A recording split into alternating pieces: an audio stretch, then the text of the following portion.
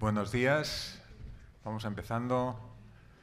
Bueno, bienvenidas, bienvenidos. Un saludo a las personas que nos están siguiendo por internet. Bueno, permitirme, antes de empezar con la primera mesa, hacer un pequeño resumen de la jornada de ayer, que fue especialmente interesante e intensa.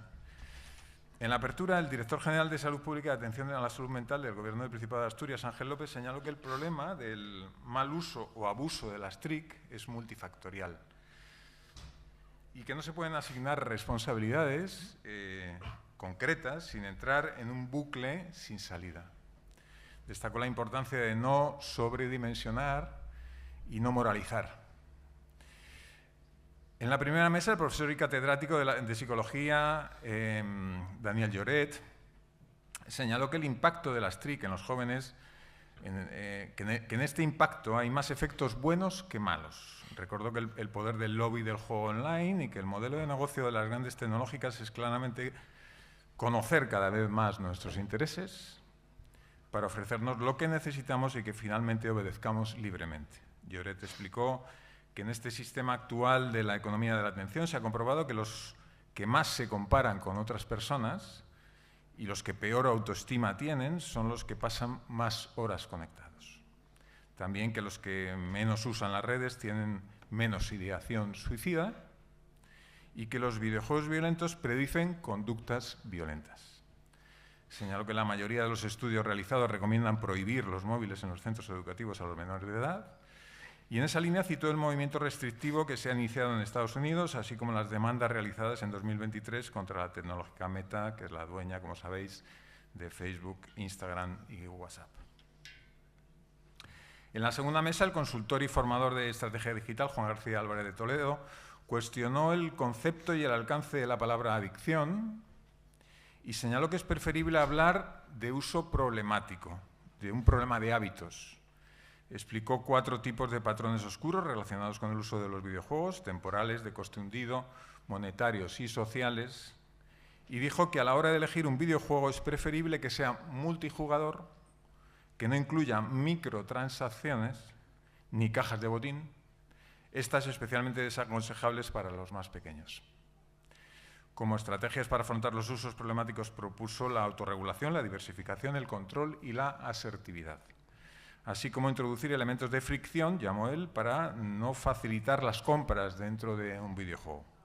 García dijo que a las madres que acuden a sus talleres les aconseja no despreciar el hobby o la afición de su hijo o hija adolescente en relación con los videojuegos, porque cuando tenga un problema no lo va a querer compartir.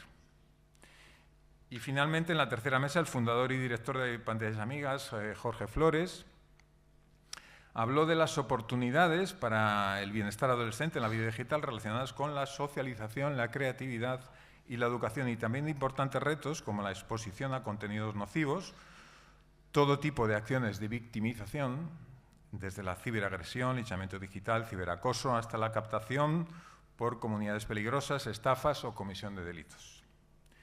También retos vinculados con la exposición a una desinformación cada vez más abundante y a la pérdida de capacidad para discernir entre realidad y ficción, al uso excesivo o problemático que afecta a la salud física o mental, la manipulación, la socialización forzada y la pérdida de privacidad.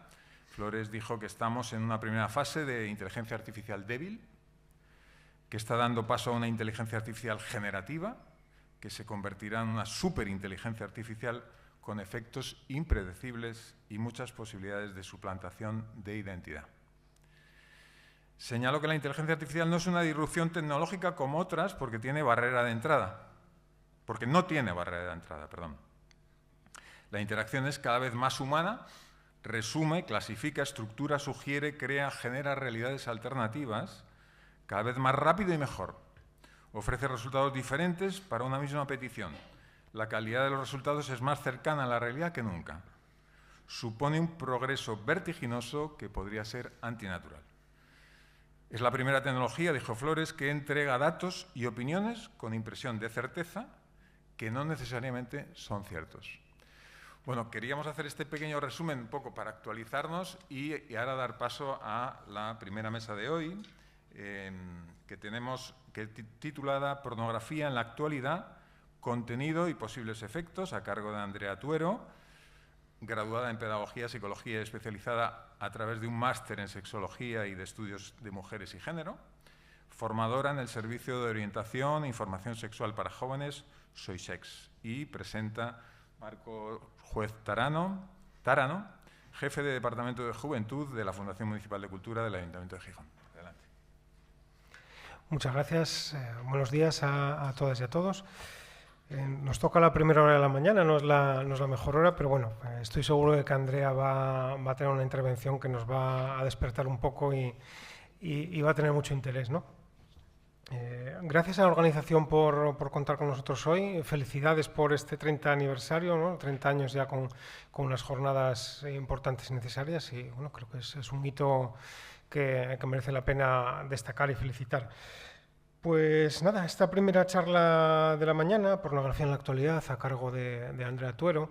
Andrea, como bien decían, es pedagoga, psicóloga y sexóloga especializada en estudios de mujeres y género. Toda su experiencia laboral está vinculada a la educación sexual, con un enfoque basado en la inclusión, la igualdad y el bienestar. Es cofundadora de RISU, la Asociación para la Educación Sexual y Coeducación de Asturias, desde donde desarrolla intervenciones de educación sexual y para la igualdad a toda la comunidad educativa. Y es además coordinadora del SOISEC, Servicio de Orientación e Información Sexual de la Oficina de Juventud del Ayuntamiento de Gijón. Creo que llevas un par de años, más o menos, ¿no?, trabajando allí con nosotros, y donde desarrolla pues, una labor muy importante de asesoramiento en todo aquello que tiene que ver con la afectividad y sexualidad de los jóvenes. Lleva también toda la parte de formación a centros educativos que hacemos en horario de mañana dentro de las actividades que se ofertan a los centros a través de la guía de programas educativos. Y bueno, pues pasan por la Escuela de Comercio a lo largo del año muchísimos alumnos y alumnas, y gran parte de sus talleres los imparte Andrea desde el servicio, desde SOISEX, ¿no? Está comenzando su tesis doctoral en la Universidad de Oviedo sobre identidad sexual bajo una perspectiva humanística y educativa. Muchas gracias, Andrea, y ya te dejo. Gracias. Bueno, espero que se me oiga bien. Buenos días a todos y todas. Bueno, pues un poco como decía Marcos, primera hora de la mañana. Yo espero que esto juegue a mi favor y que sirva para un poco comenzar el día repensando lo que ya yo pienso que ya repensamos un poco ayer, ¿no? Voy a tratar de acoger algunas de las conclusiones que se comentaron al principio de esta sesión y ayer, porque me parece que, bueno, no solamente en la pornografía, sino en las TRIC en general, hace falta un enfoque integrador y multidisciplinar, ¿no? Entonces, bueno, en esta presentación puse este título. No soy nada buena con los títulos, no sé si realmente representa lo que voy a contar, pero un poco desde, pues esto va poco a poco así, desde, bueno, claro, yo tenía que hacer esto, perdón, las indicaciones, ya está. Siempre me gusta, cuando hablo sobre este tema, hablar un poco de lo que es la sexualidad, ¿no?, para que se entienda un poco hasta qué punto la pornografía puede tener esos efectos que están, bueno, en boca de todo el mundo ahora mismo, ¿no?, que parece que es algo nuevo cuando en realidad no lo es. Llevamos mucho tiempo trabajando la pornografía y el pensamiento crítico en el alumnado que comienza a consumir este tipo de contenido. Pero es cierto que llevamos ya pues, unos meses, incluso años, con una alarma creciente, ¿no?, porque es cierto que las pocas evidencias de las que disponemos pues incluyen datos que pueden ser alarmantes, ¿no?, sobre todo si no se hace nada al respecto. Entonces, bueno, siempre eso, me gusta hablar de la parte que me aporta a mi perspectiva y a mi manera de trabajar la sexología, en concreto el hecho sexual humano, un poco para que entendamos hasta qué punto la reivindicación de una educación sexual podría servir para contrarrestar o para combatir, no sé si para evitar, pero al menos sí para combatir el efecto que puede tener el consumo de la pornografía en la gente y en concreto en la gente joven, ¿no? Me gusta poner, bueno, muy abreviadamente este hecho sexual humano porque quiero destacar que la sexualidad tiene un componente individual, un componente que, como aquí vemos, ¿no?, en la primera columna, pasa la sexuación, pasa por una diferenciación de corporal y extracorporal incluso, ¿no? La sexualidad no es solamente algo que está en el cuerpo, sino es algo que va un poco más allá, que me va a permitir identificarme, un poco acogiéndome a los discursos y a los conceptos y a las categorías que el entorno y que la sociedad me ofrezca, y me va a permitir también adquirir un significado, ¿no? Un significado de la identidad y de el ente que soy como persona, ¿no? Por supuesto, dentro de esta parte individual, esta dimensión más individualista, también está presente el aspecto que tiene que ver con el placer, con las sensaciones, incluso también con la afectividad, ¿no? Que ya no solamente es una cuestión de sensaciones, sino también de sentimientos.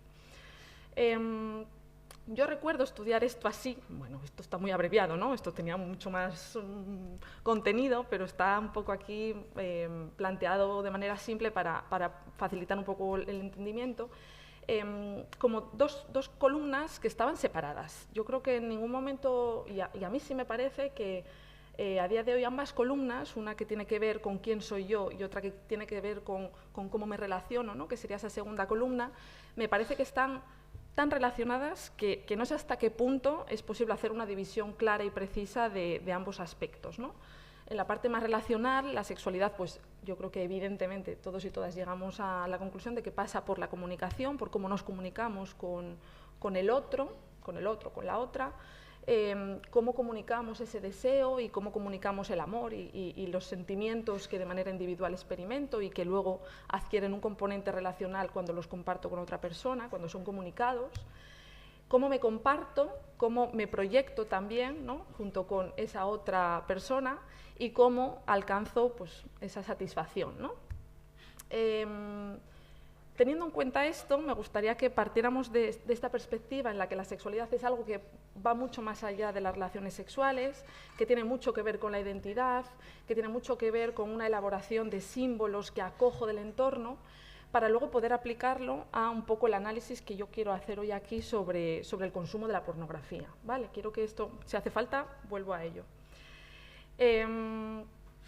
¿Por qué una sexóloga habla sobre las TRIC, ¿no? Es cierto que hoy el título parece muy evidente, ¿no? Porque habla de pornografía, pero más allá de eso, yo llevo ya unos cuantos años colaborando con la Fundación de Servicios Sociales en una serie de formaciones y todas ellas no necesariamente se abordaban la pornografía, es cierto que era un tema que siempre surgía pues, con familias o con alumnado, pero es cierto que ha habido un momento en el que yo he tenido que pararme a explicar por qué una sexóloga se pone a hablar sobre las TRIC, ¿no? Más allá de la pornografía, la sexualidad en el uso habitual que se hace de las tecnologías de la relación, de la información y de la comunicación, la sexología o la educación sexual puede trabajar precisamente en esa R, ¿no? De la que hablábamos en la sesión de ayer, en esa parte relacional, en esa parte que tiene que ver con el otro, con cómo yo me comunico, cómo yo me proyecto, cómo yo comunico mi deseo, cómo satisfago mis necesidades, pasan, especialmente las nuevas generaciones, a través de las TRIC, ¿no? A través de las tecnologías. Entonces, algún ejemplo que se me ocurría un poco para ser un poco clara con este aspecto son, por ejemplo, todo lo que tiene que ver con la seducción, con romper el hielo, ¿no? Los chavales hablan mucho de esto, de que me ayuda a romper el hielo, la comprobación del vínculo. Cuando digo vínculo no solamente me estoy refiriendo a parejas, sino que muchas veces en relaciones de amistad las TRIC son utilizadas para de alguna manera comprobar, para poder recuperar vínculos que han podido ser perdidos o que han podido sufrir algún tipo de dificultad. Son utilizadas las TRIC en esto, evidentemente para la resolución de conflictos, para compartir la intimidad, ¿no? Esto muchas veces es necesario entender que la intimidad, con la llegada de estas tecnologías, ha sufrido un cambio. No es tal vez la intimidad a la que las generaciones anteriores estábamos acostumbradas a relacionar, ¿no? La intimidad para nosotros es un aspecto diferente, o si yo os pregunto, no tengo tiempo para preguntaros, a mí me encanta preguntar, pero no tengo tiempo hoy, pero seguro que saldrían cosas muy relacionadas con la privacidad, muy relacionada con el interior, muy relacionado con la protección. Y aquí hoy esa parte de compartir intimidad la traía sobre todo pensando en compartir aquello que yo soy, ¿no? Ellos utilizan las TRIC para mostrar quiénes son, para contar aquello que no cuentan a cualquiera, aquello que de alguna manera sirve para comprobar esos vínculos, para elaborar esos vínculos, para construir incluso una identidad propia y para construir esos significados, ¿no?, de quién soy yo. Esos significados están en el exterior.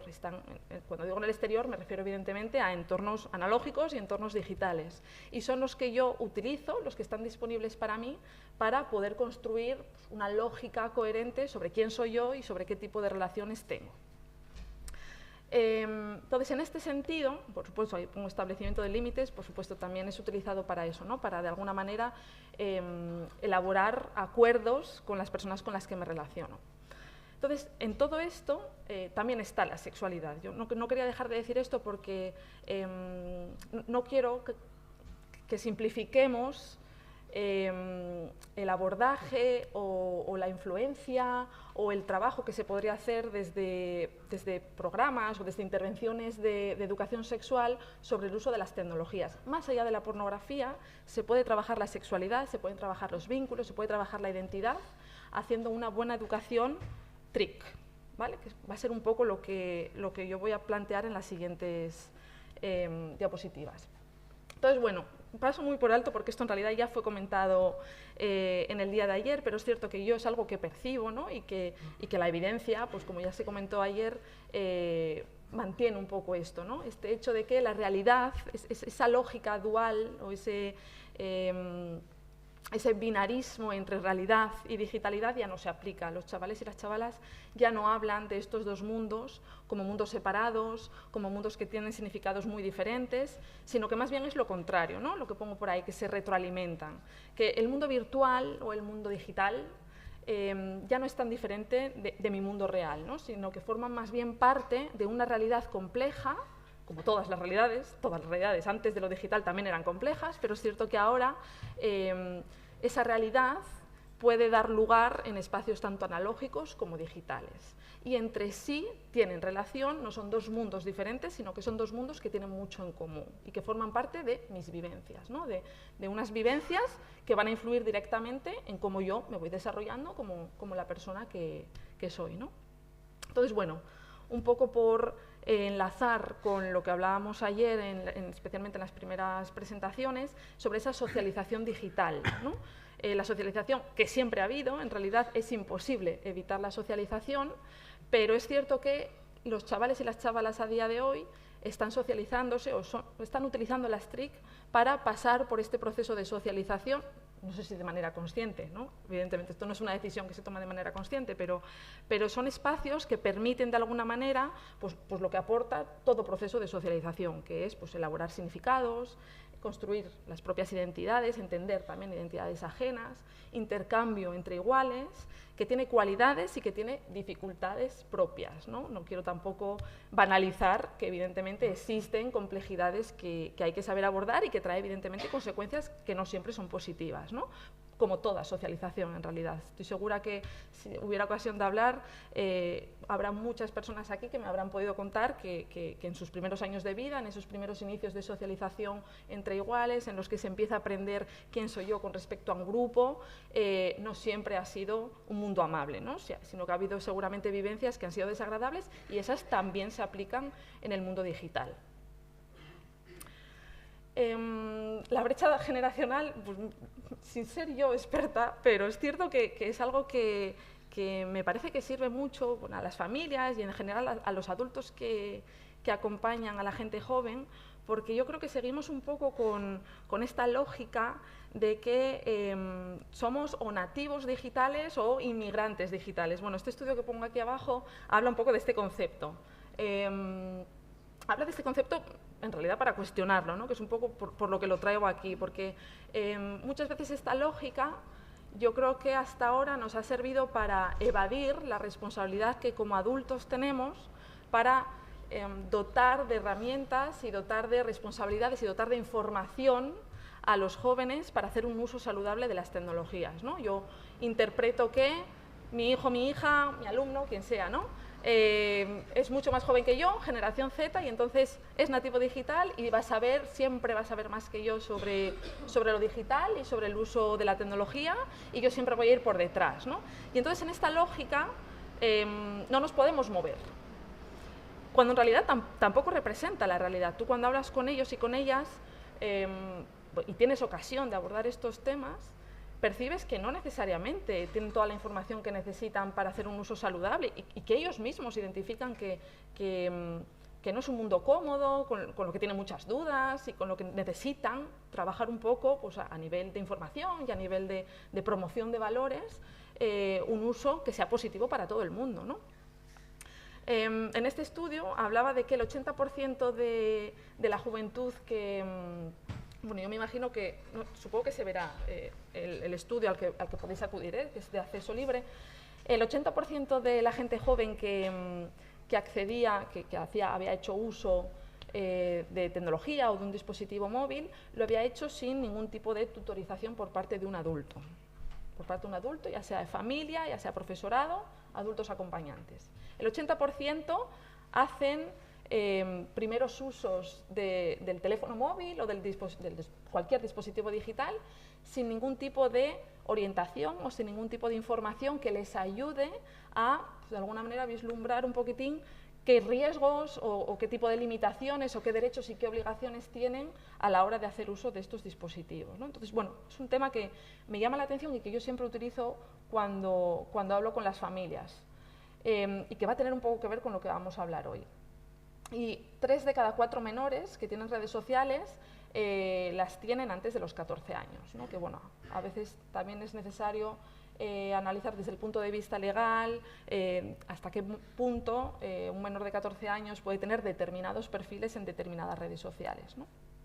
Entonces, bueno, un poco traigo esto porque se suele hacer esta diferenciación entre generaciones que un poco yo creo que quita responsabilidades a la gente mayor, que se dice que tenemos un uso instrumental, pongo ahí, ¿no? Que utilizamos la tecnología para sacar partido, para facilitarnos un poco la vida, mientras que ellos y ellas tienen un uso más lúdico, ¿no? Más exploratorio, más de socialización, cuando en la realidad no es necesariamente esta, ¿no? Ellos cuentan que, más que cuentan, yo identifico que lo que necesitan es alguna pista que les ayude a hacer un uso positivo, tanto desde el punto de vista lúdico como instrumental también, y al revés, ¿no? Entonces, bueno,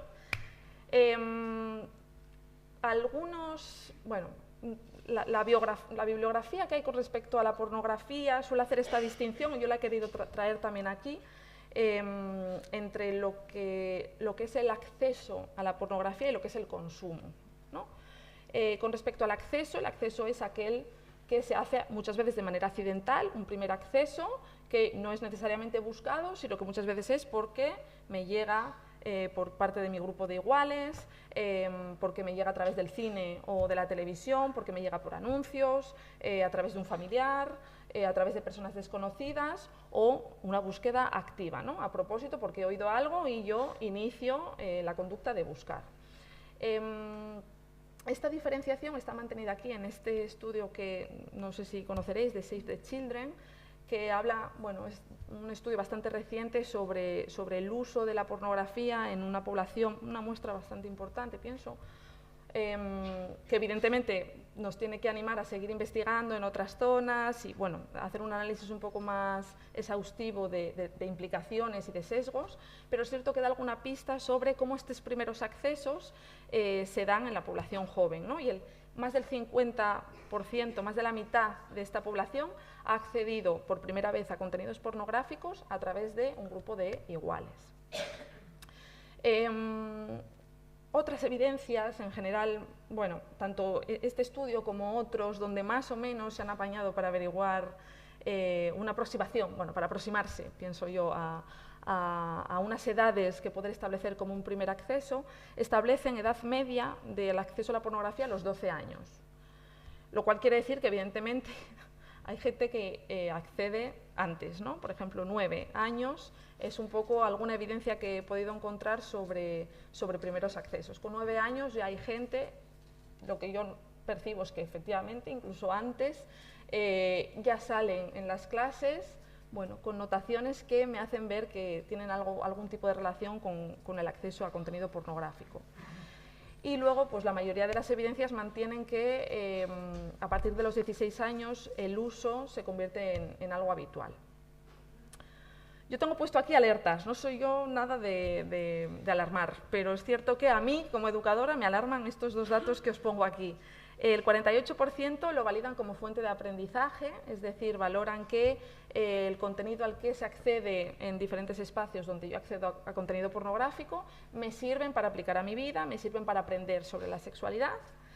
Y el 30% mantienen que es su única fuente de información sobre contenidos de sexualidad. También me parece que algo que siempre me gusta mencionar, que hoy no voy a poder profundizar mucho en ello, a no ser que luego en las preguntas salga, es el tema de las redes sociales, ¿no? Tendemos a pensar que la pornografía está en páginas web de contenido pornográfico mainstream, que es cierto, es el uso mayoritario, pero luego no hay que olvidar que la pornografía también es fácil de acceder a través de determinadas redes sociales, ¿no? Pues como por ejemplo Telegram, determinados grupos de otras redes sociales, hay incluso algunas aplicaciones que ya se está evidenciando el uso problemático, como es el caso de OnlyFans o la página azul, que dicen ellos y ellas.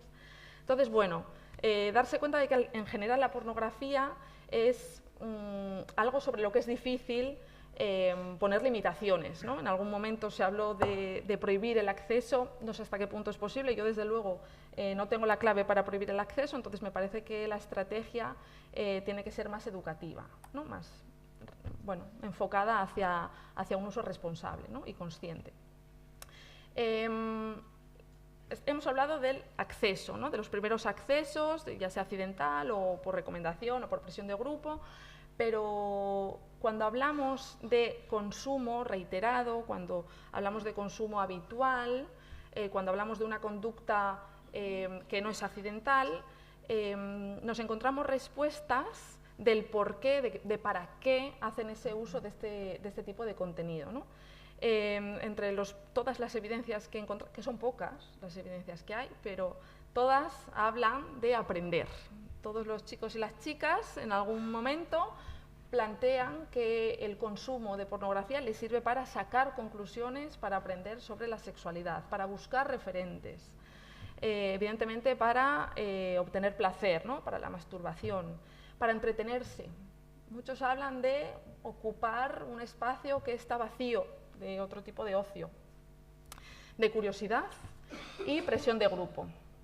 Me parece que, bueno, tener en cuenta esto sirve también para determinar qué necesidades pueden estar teniendo la gente joven y plantear estrategias de cómo trabajar, pues algunas de ellas, ¿no? Igual sobre el placer, pues, igual no hay nada que hacer, no debería, bueno, habría que pensar si queremos evitar eso, pero desde luego sí que podemos evitar otras, ¿no? Podemos evitar que se haga un acceso para sacar conclusiones, para buscar referentes, para tomar referencia de determinadas prácticas o determinadas conductas sexuales y también hacer un enfoque crítico sobre cómo mi grupo de iguales influye en mí hasta el punto de que, bueno, pues me veo obligado o obligada a acceder a este tipo de contenido, pues un poco para saber de qué hablan, ¿no? En las conversaciones habituales, por ejemplo. En todas de estas evidencias, los estudios que se hacen, entre ellos del que os hablé anteriormente, de Save the Children, hacen una distinción que no quería dejar de mencionar sobre el acceso según género, ¿no? Se habla en todas estas investigaciones de un uso mayoritario, incluso a veces del doble, por parte de chicos con respecto a las chicas. La orientación sexual también establece una diferencia. Bueno, luego cuando hablemos del contenido que hay en el porno, igual también entendemos un poco por qué. La orientación sexual heterosexual sería aquella que está más relacionada, que correlaciona más con un consumo habitual de pornografía. Quienes tienen orientaciones diferentes hablan de otra manera del porno. Tienen un enfoque más crítico, consumen menos, en investigaciones exploratorias donde se les permite hablar, ¿no? Donde no solamente son respuestas cerradas, sino que se les permite hablar, se recogen expresiones que dan un poco pie a ver que no aplican lo que ven en sus propias relaciones, ¿no? Entonces, bueno, y evidentemente también el nivel de renta. A mayor nivel de renta, a mayor nivel adquisitivo, mayor clase, como lo queramos decir, mayor es el consumo de pornografía. Os pongo aquí este esta guía que elaboró el CMPA, bueno, editó el CMPA, pero elaboró María Rodríguez, una compañera sexóloga también de la asociación, donde, bueno, un poco saca, yo creo que resume, sí, es un resumen sobre el análisis que se hace sobre el contenido de la pornografía más mainstream, ¿no? La convencional, la que habitualmente es más accesible, y bueno, pues da un poco estas pautas o bueno, esta numeración de aspectos que es común a todo contenido dentro de estas páginas web, ¿no? En todas ellas se percibe cierto protagonismo a una zona determinada del cuerpo, que son los genitales. Son protagonistas, esto se ve pues, a la hora de planear la escena, a la hora de hacer zooms, a la hora de hacer planos, ¿no? Están muy centrados en esta zona, dejando un poco en segundo plano al resto del cuerpo, ¿no? Y dotándole de especial protagonismo a los genitales. También se dota de especial protagonismo a una práctica concreta, que es el coito. Un poco el coitocentrismo está presente en todo tipo de contenido pornográfico y es un poco la práctica que es más protagonista, que ocupa más tiempo en las producciones. Tiene un enfoque finalista. Esto quiere decir que está muy centrado en el fin que tiene el sexo, que es la eyaculación, que es el orgasmo, ¿no? Antes de esto parece que no hay placer, que no tiene valor y se le da especial peso a este momento, ¿no? De hecho, no en vano yo de María Rodríguez escuché que se llama el money shot, ¿no? Como la escena del dinero. Bueno, pues esto igual ya da pie a cuáles son las prioridades de la pornografía, ¿no? Que no deja de ser al final una industria que busca pues, la rentabilidad, ¿no? Los ritmos, los tiempos, las respuestas corporales, las prácticas que se llevan a cabo son exageradas y son irreales. No representan la realidad desde un punto de vista natural y desde un punto de vista lógico. No son fieles a la duración o a las prácticas que se llevarán a cabo en una relación sexual, ¿no? Se llevan a cabo prácticas de riesgo. Cuando digo prácticas de riesgo, me refiero a, evidentemente, hay ausencia del preservativo, hay ausencia de cualquier tipo de barrera que permita protegernos de los riesgos asociados al sexo sin protección y muchas veces incluso se plantea el sexo anal como alternativa. Roles de género. Bueno, evidentemente esto daría para otra hora. No voy a profundizar mucho, pero es cierto que los roles de género están muy bien marcados en todas estas producciones. Por una parte, se siguen manteniendo conductas que apoyan una masculinidad hegemónica, una masculinidad en la que se representa la potencia sexual, en la que incluso la agresividad es una conducta habitual a través de la cual se consigue un falso consentimiento, que hablaremos después, donde la erección tiene el protagonismo y donde el poder está jerarquizado beneficiando al hombre, ¿no? En el caso de la feminidad, pongo aquí feminidad sometida, bueno, una feminidad que al final es complaciente, que está supeditada un poco al deseo del hombre, que no habla de un deseo propio, que no habla de un placer propio tampoco, sino que más bien va un poco en la línea de satisfacer la demanda que hace el hombre, ¿no? Muchas veces está planteado el deseo de la mujer como algo que aparece, ¿no? Que aparece tras insistencia por parte del hombre. Entonces, bueno, esto yo creo que también son aspectos que son centrales a la hora de plantear hasta qué punto la educación sexual puede ahondar en el imaginario de la gente joven, ¿no? Desde y para el deseo y placer masculinos, una mirada masculina, unas producciones que están destinadas a beneficiar y a dotar de placer al hombre, ¿no? Bajo una mirada hegemónica, por supuesto. Me diréis, no todos los hombres, no, claro que no, pero es cierto que esa mirada es principalmente desde una mirada masculina.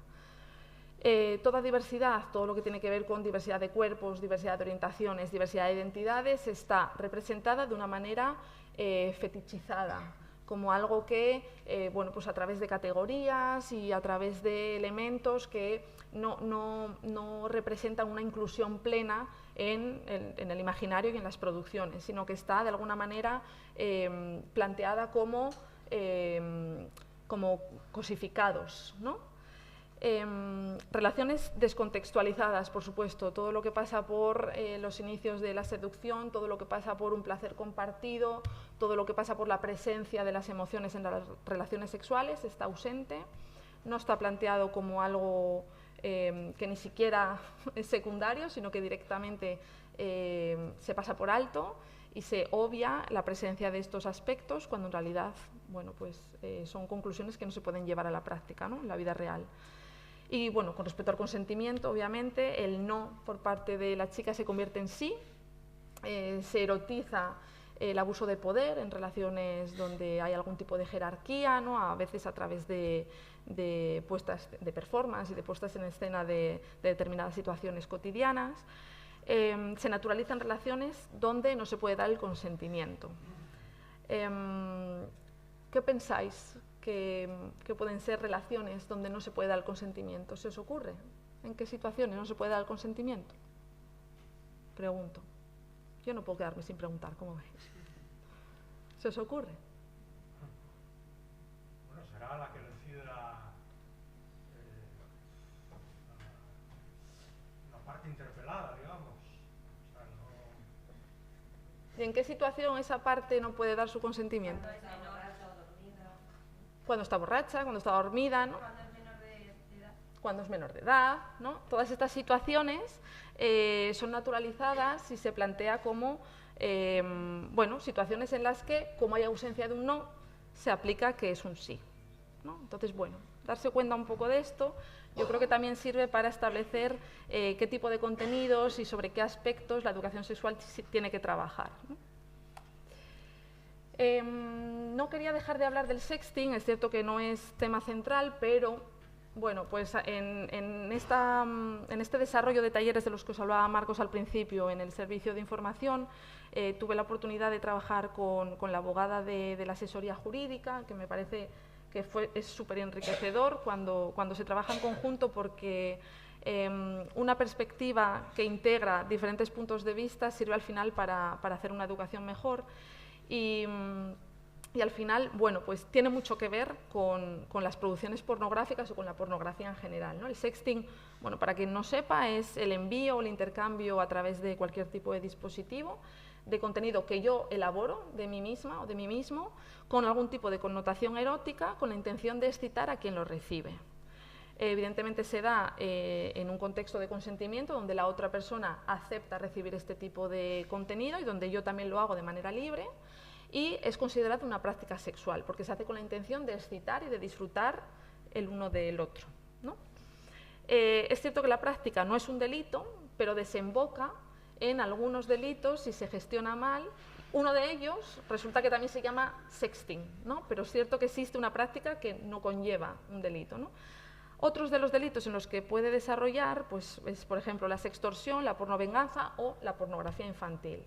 En la práctica yo noto que a la hora de trabajar, bueno, pues de una manera integrar la sexualidad y su vinculación con las tecnologías, no necesariamente vinculándolo con el acceso al porno, pero es cierto que es necesario hablar de que yo también puedo producir pornografía, incluso pornografía infantil, si hago un uso inadecuado del dispositivo y fotos de mi propio cuerpo, ¿no? Muchas veces estos intercambios que están generalizados, no digo que lo haga todo el mundo, pero es cierto que está presente en el día a día de los y las menores, desemboca o puede desembocar en producir contenido pornográfico sin ni siquiera saberlo. Entonces, bueno, era algo que también me parecía que, aunque sea brevemente, se puede mencionar.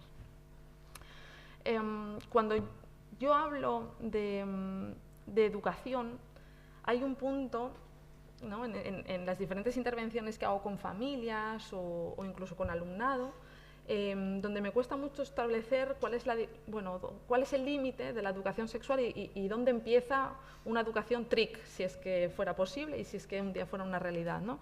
Y a mí me parece que desde mi punto de vista, desde un punto de vista sexológico, del que no me puedo deshacer ya, es muy difícil establecer este límite, ¿no? Porque al final yo creo que se tienen que plantear como algo que se retroalimenta y que interacciona y que yo creo que además enriquece ambos tipos de educaciones. Una educación sexual que trabaje todo lo que vimos en la primera diapositiva, ¿no? que trabaje una buena elaboración de significados propios, ¿no? en esa parte individual, y una buena manera de relacionarme que me aporte bienestar y que aporte salud a todas las personas implicadas, tiene que pasar por una gestión positiva de lo digital, del mundo digital, del uso de los dispositivos y de la tecnología.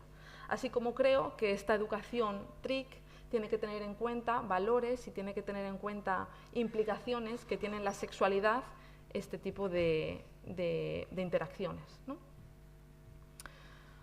No sé cómo voy de tiempo, seguro que... Ah, vale, 10 minutos, vale. Cuando pienso en educación sexual, a la hora de intervenir o de poner una solución en esta alarma social que hay con respecto a la pornografía, siempre me gusta mencionar que hay que darse cuenta de que algo siempre se va a escapar. La sexualidad es algo, como hablamos al principio, que tiene mucho que ver con las relaciones, que tiene mucho que ver con la identidad, que tiene mucho que ver con una parte individual sobre la que influyen muchos componentes y muchos de ellos son irracionales, muchos de ellos son inconscientes y sobre los que siempre va a ser difícil trabajar. No sé si se puede educar sexualmente. No sé si se puede influir hasta el punto de condicionar las fantasías, hasta el punto de controlar fielmente el imaginario que tiene la gente joven sobre sexualidad, pero sí que se puede fomentar de alguna manera un enfoque crítico que ayude a interpretar, que ayude a poner en cuestionamiento, que ayude a utilizar los contenidos que hay en mi entorno para mi propio bienestar, ¿no? con la posibilidad de poder incluso reelaborarlos. Esto solamente es posible cuando se dedica tiempo a esto, cuando se dedica situaciones en las que se pueda explorar, en las que se pueda reflexionar sobre lo que veo, sobre lo que consumo, sobre el tipo de acceso que tengo, sobre para qué lo utilizo, sobre cómo lo integro, ¿no? en mi vida, y ello requiere tiempo para poder reflexionar sobre ello, ¿no? Luego lo que se pueda influir ya es algo azaroso, ¿no? Algo que al final depende de cada caso, depende de cada grupo, depende de cada ocasión, depende de la edad, depende de un montón de cosas, pero a las que hay que dedicarle tiempo. También puede servir para mantener relaciones de respeto y de confianza, para estimular de alguna manera la corresponsabilidad, el uso positivo y basado en el bienestar e igualitario de las TRIC no es posible sin un cultivo de la corresponsabilidad, sin un enfoque en los derechos y en los deberes o obligaciones que yo adquiero cuando utilizo mi dispositivo, cuando utilizo mis redes sociales. Un enfoque ético, ¿no? de valores es necesario para que estos espacios digitales sean lo que deberían ser, espacios agradables, espacios en los que poder aprender, en los que aprender a intermediar e interrelacionarme con gente parecida a mí y en las que poder construirme como persona. La educación sexual, que siempre se habla de ella un poco desde la prevención, ¿no? Yo quiero reivindicar que no solamente debe servir para prevenir, no solamente debe ser utilizada para prevenir posibles riesgos, sino sobre todo para promover actitudes, y promover es eso, promover es estimular. No es controlar, no se puede controlar, no se puede obligar a las personas a tener este tipo de vivencias, pero desde luego son vivencias que son positivas para todo el mundo. Entonces, en el momento en el que se promueven, tienen efectos que igual no se pueden anticipar, pero que siempre son mejores que cuando no se trabaja. Tengo puesto aquí formación o educación, adoctrinamiento. Bueno, si en algún momento salía este tema del adoctrinamiento, este tema de hasta dónde llega la educación, como educadora, sí es verdad que a mí me resuena mucho esta diferencia entre la formación y la educación. La formación pasaría por ser la dotación de información, la resolución de dudas, el abordaje de los riesgos, y una educación va más en la línea de estimular valores, de promover conductas, de estimular relaciones, de fomentar una convivencia pacífica, ¿no? En la que también no solamente se incluye información, sino que también se incluyen valores que se consideran beneficiosos para para el bienestar, ¿no? Y para la convivencia. Cuando hoy precisamente hacía una entrevista y me preguntaban cómo se puede llevar a cabo la educación, como si hubiera una fórmula. Pero bueno, es cierto que cuando se habla de educación sexual muchas veces se tiende a hablar de la educación en el aula, la cual es fundamental, ¿no? Desde hace mucho tiempo se reivindica que sea un contenido curricular, un contenido que asegure de alguna manera la universalidad, que todo el mundo, independientemente del centro educativo al que pertenezca, pueda acceder a este tipo de educación. Un tipo de contenido que también esté estructurado, y cuando digo estructurado me refiero a que se acuerden unos contenidos a lo largo de todo el proceso educativo, adecuados a las necesidades de cada edad, que también se regule de alguna manera quiénes son los profesionales que se dedican a ello, ¿no? Porque esto también puede ser importante a la hora de pensar qué tipo de formación se les da a quienes se encargan de este tipo de educación. Pero más allá de eso, más allá de esta educación formal, que sería la que se imparte en el aula, la que tiene carácter en el sistema educativo, existen otros dos tipos de educación que yo considero que pueden ser muy útiles para crear al final, bueno, pues una comunidad educada sexualmente, ¿no? Que es la parte más no formal.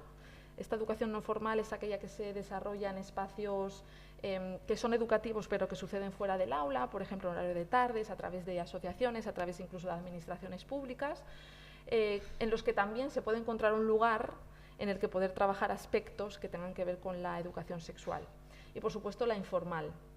La informal es aquel tipo de educación que sucede sin estructura, que sucede sin una organización previa, pues por ejemplo la que se da en la familia, ¿no? Continuamente educamos en la familia, continuamente nos educan nuestros iguales y no lo hacen con la intención de educarnos. Bueno, hombre, en la familia entiendo que sí, ¿no? Pero no hay una estructura, sino que más bien lo cotidiano y lo espontáneo es un poco lo que lleva la voz cantante de lo que es necesario y de las intervenciones que se requieren, ¿no? A veces, muchas veces de manera inconsciente. Entonces, estos tres factores yo creo que son elementos que se tienen que tener en cuenta si se quiere pensar en una educación sexual integral, en una educación sexual que sirva para satisfacer las necesidades que tiene la gente joven y los menores en particular, y que pueda ayudar también a intervenir desde diferentes espacios en un aspecto que es multidisciplinar, ¿no? 5 minutos. 5 minutos, vale, cierro. Yo creo que además es la última. Genial, muy bien, ¿eh? Genial. Me presta cuando encaja así de bien. La educación sexual no prohíbe. Yo, a modo de conclusión, pensaba yo, no pretende prohibir ni pretende impedir el consumo de pornografía, pero sí pretende disminuir, de alguna manera, los efectos que pudiera tener en el imaginario sexual de la gente joven. Insisto, esto no es una ciencia exacta. No se puede manejar, no se puede influir, no se puede manipular cómo cada persona, cómo cada menor puede integrar estos contenidos, pero desde luego sí se puede ofrecer una apertura, ¿no? Una apertura al debate, una apertura a que se ponga en cuestionamiento, una apertura a que haya un autoanálisis. Pero bueno, ¿y a ti esto de verdad te parece? ¿Pero esto encaja con tus sensaciones, encaja con tus experiencias? ¿Pero tú crees que esto lo puedes aplicar? ¿Te parece? No, este tipo de preguntas muchas veces ya son la intervención necesaria para que dé pie a una reflexión que de alguna manera, bueno, pues coloque este contenido en el lugar que se merece, ¿no? De una realidad de las muchísimas que podría haber, ¿no? Y que no necesariamente tengo que llevar yo a mi propia vivencia. Eso, permitiendo esa apertura que permita incluir en ese imaginario otras alternativas, más acordes, más afines a mi propio deseo. Ese es el problema del consumo de la pornografía, que de alguna manera tapona, ¿no? Ya que además estamos hablando de adicción, las adicciones taponan algo, ¿no? Pero en concreto el porno, desde un punto de vista educativo, tapona una necesidad, tapona una pregunta que todos y todas hemos tenido en algún momento, que es pues, ¿quién soy yo? ¿Con qué disfruto? ¿A quién quiero? ¿Quién me atrae? ¿No? Todo esto forma parte de un proceso muy inconsciente muchas veces y muy propio, muy individual, y sobre el que es necesario que haya ocasión de pensar y de dar respuesta, una respuesta propia. El porno lo que hace es ofrecer respuestas que parecen certezas, que parecen verdades absolutas, que además que aseguran, pues bueno, prestigio, ¿no? y poder, un poco en la línea de los roles de género, ¿no? que estamos hablando, y que de alguna manera taponan o no dar lugar a esa reflexión que siempre es necesaria para que la construcción sea un poco propia. No sé si esto tiene sentido. Aceptando que siempre habrá algo sobre lo que no se pueda influir, al menos conscientemente. La sexualidad no se educa, pero sí se puede promover el interés por el propio deseo y por el del otro así con mayúsculas, ¿no? Un otro así un poco psicoanalítico, no masculino necesariamente, o incluso la tolerancia a la diferencia, ¿no? Acepto que puede haber personas que disfruten de esta manera, pero no es la mía, y eso también es correcto. Entonces, este tipo de actitudes hacia el propio deseo y hacia las propias vivencias también permiten que se abran otras alternativas, ¿no? Alternativas que van más en pro de que mi propia sexualidad sea placentera, porque es la mía, no es la que he visto en el porno, no es la que me han contado que debe ser, ¿no? Y además, si haces un poco de escucha de los chavales y de las chavalas, las preguntas van un poco por esto, ¿no? Pues es normal esto, hago mucho esto, estoy mal, no consigo esto otro, ¿cómo lo hago? ¿No? Muy centrado, evidentemente, en los discursos y en los contenidos que se pueden ver en el porno. Entonces, bueno, un poco de cara a dar un poco pautas y herramientas que pueden ser útiles a la hora de intervenir con ellos y ellas. Y que creo que, bueno, no es una fórmula mágica, pero sí que sirven para que de manera calmada y de manera sosegada, pero de manera también coherente, se pueda trabajar la sexualidad de otra manera. ¿Vale? Entonces, bueno, nada, tengo 10 minutos, justo era lo que quería, porque me parece que lo guay realmente es las preguntas que podáis hacer y cómo lo que yo os conté os haya resonado. Así que muchísimas gracias y os escucho.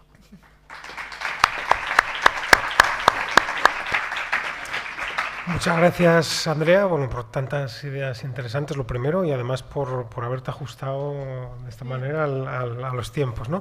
Bueno, nos quedan 9-10 minutos para el turno de preguntas, comentarios. Es un tiempo cortito, entonces sí pediros que, por favor, lo que sean preguntas, pues sean preguntas, que no sean reflexiones que nos lleven para otra charla, ¿no? Pues es vuestro turno. ¿Quién se anima?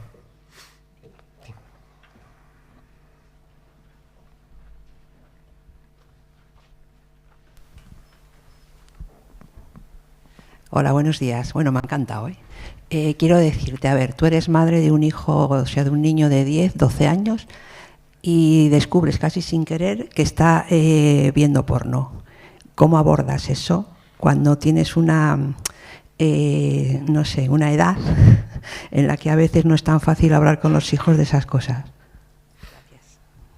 Bueno, la dificultad para hablar de esto no depende de nada, yo creo, precisamente. A cualquier edad es complicado. Pero yo creo que más bien habría que analizar caso por caso.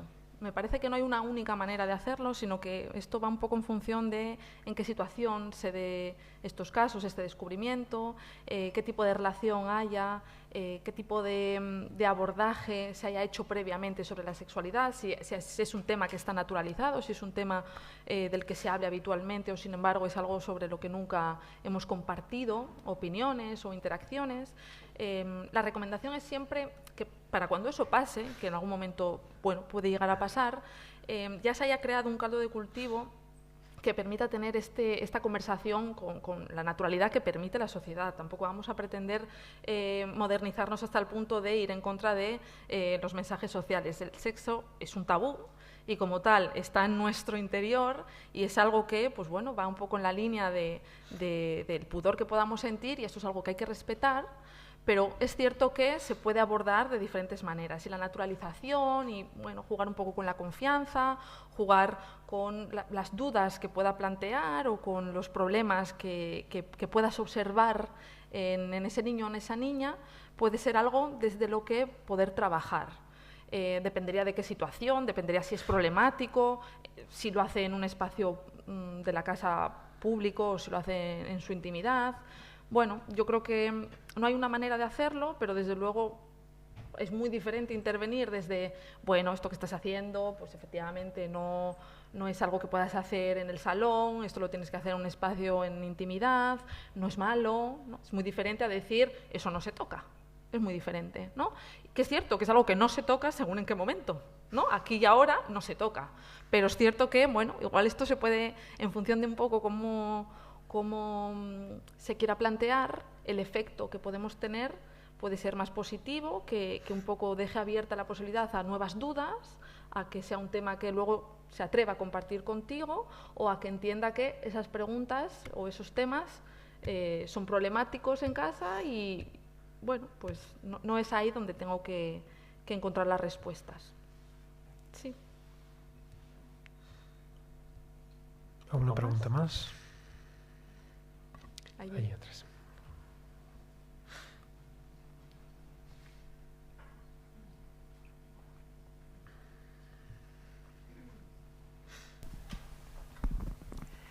Buenas, Andrea. La pregunta es, cuando estabas hablando ahora y lo reflexionábamos también, con respecto a la importancia de la educación, ¿no? Los talleres que desarrolláis vosotros, la oficina de juventud, la edad media de los chicos y de las chicas que van a esos talleres, hay como una contradicción con ese acceso o esas edades tempranas de acceso a la pornografía, ¿no? Vemos que nos encontramos con que los jóvenes, en general, reciben esa formación o esa primera información sexual, tercero de la ESO, segundo en algunos casos, estamos hablando de chicos y chicas de 14 años, no se trabaja nunca previamente, en primaria es algo que es impensable, ¿no? ¿Cómo lo ves? O sea, ¿cuál es tu opinión al respecto? Porque creemos que es fundamental, vamos, esa formación o esa información llega muy tarde, o sea, plantear que a un chico o una chica de 13 o 14 años determinadas informaciones cuando ya tienen acceso y muchos conocimientos previos, es que hay algo que está fallando, ¿no? En cómo llegamos a ellos. Muchas gracias, buenísima pregunta. Lo de que en primaria es impensable, no te creas, porque bueno, es cierto que la mayoría de mis intervenciones son en la oficina de juventud, aquí para centros educativos de Gijón, pero luego con la asociación ando un poco por toda Asturias, ¿no? Y es verdad que año tras año estamos notando que cada vez más profes de primaria están solicitando intervenciones que trabajen estos temas en concreto, porque ya identifican que hay comentarios o que hay conductas que resuenan un poco a quienes están accediendo a contenido de este tipo. Eso evidentemente es iniciativa del propio centro, muchas veces como resultado de mogollón de resistencias que hay en las familias. No sería la primera vez que primero tengo que hablar con las familias, dejar claro qué es lo que voy a contar para luego poder intervenir en el aula. Y es cierto que, bueno, eso me parece que está cambiando. Pero es cierto que desde la Oficina de Juventud estos temas se empiezan a trabajar a partir de tercero de la ESO.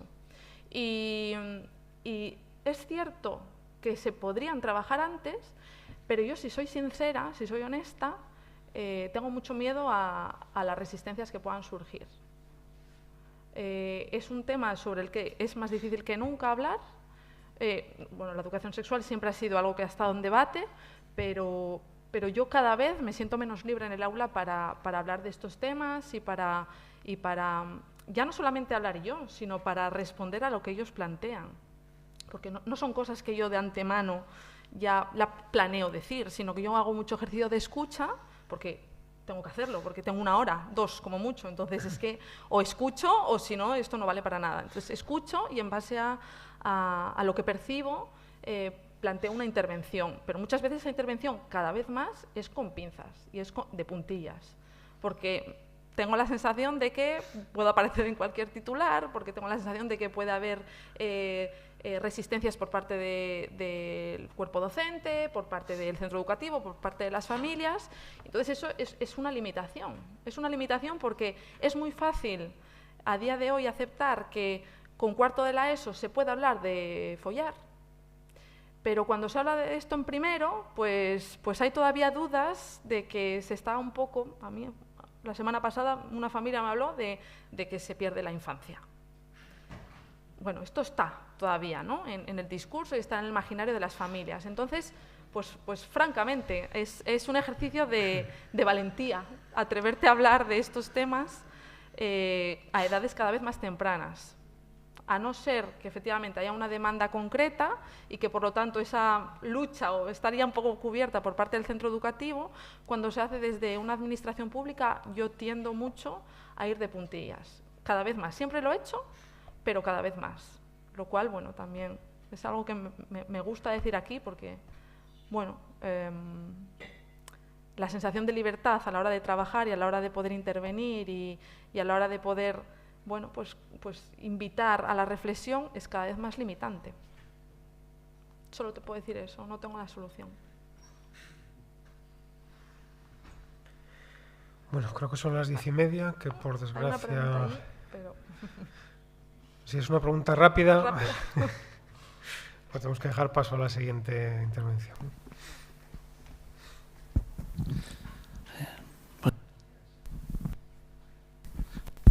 Buenos días. A lo mejor la respuesta es larga. Quería incidir sobre una temática que por lo menos que es el fenómeno OnlyFans y que se empieza a hablar ya en eso. Sí. Esa es. Sí, esa ya. Es la pregunta. Esa es la pregunta. Porque, vamos, yo creo que da para Sí. otra charla. Sí, efectivamente. OnlyFans es una red social que en los últimos años ha adquirido importancia, relevancia, está un poco a la orden del día, porque al final es una red social que permite producir contenido de cualquier tipo, pero que sobre todo es utilizado para crear contenido de carácter pornográfico, connotaciones eróticas, vamos a decir, y que muchas veces es planteado como una salida laboral. Es enfatizado como algo que permite ingresos, que permite escalar, ¿no?, económicamente, que permite una salida en un mundo que se plantea precario para los jóvenes de una manera relativamente fácil. Y sí que este discurso y estos mensajes se están girando en torno a las redes sociales sobre OnlyFans, la página azul. Sí, efectivamente, es otro temazo. Para otras jornadas. Sí. Bueno, pues muchas gracias, Andrea. Gracias. Continuamos con las jornadas. Gracias.